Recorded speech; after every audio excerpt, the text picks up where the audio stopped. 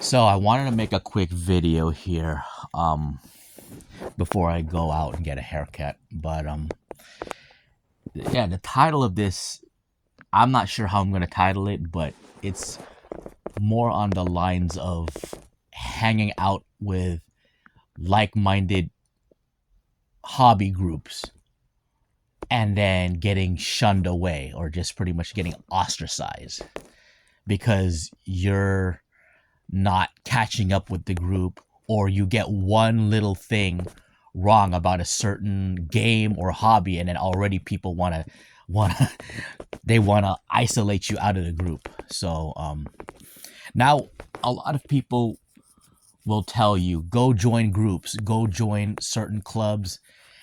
Like if you like bodybuilding, go join them. If you like doing kickboxing, go join them. Or you like, let's say, the game Doom, go join a community that's all Doom fanatics, or Dance Dance Revolution fanatics, any of that stuff. Now, a lot of that is true, especially you want to meet people who are like-minded, but meeting like-minded people is not always the case, because it's not always going to be the case where you'll find success and you found your group. And the reason for that being is because a lot of them are OCD, or they're just hardcore with their hobby slash game or whatever it is they're doing. And the moment a certain person or group will see you like struggling to understand, or you say one thing wrong, you make one suggestion and it comes off like it doesn't come off that good to the group, they already want to like isolate you, you know? And of course that's why it's important to like to get to know your hobby beforehand. Now the reason why I'm saying this is not because to discourage people from joining a group or a certain hobby group. I'm not trying to discourage. Matter of fact, I'm more so trying to save you guys from certain disappointment. I know some of us, myself included, especially in the past, you know, like when I was still in my 20s, some of us here would join certain groups thinking, oh, I like this thing, they like this thing, I'm going to join it anyways. I can get so much out of it and make so many friends. And then you leave out of there with utter disappointment because, like I mentioned, you said one wrong thing, or you said something that was kind of off, or you said like what they would look at it as like an elementary or basic question that everybody should know. And already they will give you looks or signs that they want you out of the group. And then if you're a mental health sufferer, or you just have sensitivity issues, you would already detect that and you would leave the group and you go home and you're like, man, I suck, I'm worthless, I'm nobody. And that's the kind of trap that a lot of people do get into. And it's a hard trap. And sometimes that even leads to isolation. You know, I'm like you know, being a shut-in, or maybe not necessarily a shut-in.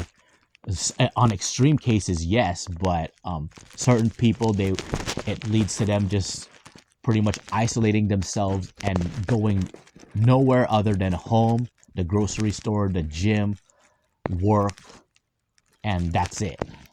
Maybe walk around the beach or a park, but other than that, that's it. You know, pretty much doing the basic things by themselves.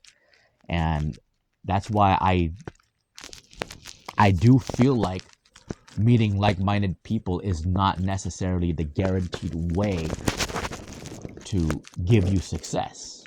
But again, this is not me telling you to stop trying. This is more on the lines of a warning sign for those to what to look out for, and what to be careful of, just so anybody would not get disappointed when they join a certain group and they're like, man, I used to love playing the guitar, and now I feel so isolated. I feel like there's that one guy who looks like he's the elite. He even has Chad looks, blah blah blah, and then you get isolated. You feel like, man, you're worthless, and then you stop doing the hobby. Of course, don't ever get into that mode. I still want people to go out there and do stuff, because I feel like that's one of the only ways to actually open yourselves up. But definitely do not get too disappointed. And also diversify your hobbies as much as you can. I mean, I know it's great that you focus on one hobby, but also have like certain other hobbies to give you a little bit of backup. So in case one thing might disappoint you, at least you have the other thing to help you out. That's just what I feel. Now, I'm not saying be the master of none and a jack of all trades. No, but what I'm getting at is, when you have certain like backup hobbies, let's say like backup hobbies being like you're not as good with, or I'll use my example. Like for me, I used to do salsa dancing. I joined a salsa dancing club back in college. And I just did it for whatever. Like my one of my classmates, he invited me to it. I'm like, okay, I'll check it out. And then I did it. It was fun and all. And then I saw a piano over there, and I am pretty decent with the piano. I started playing it, and then I wowed the crowd. That's one of those. So it's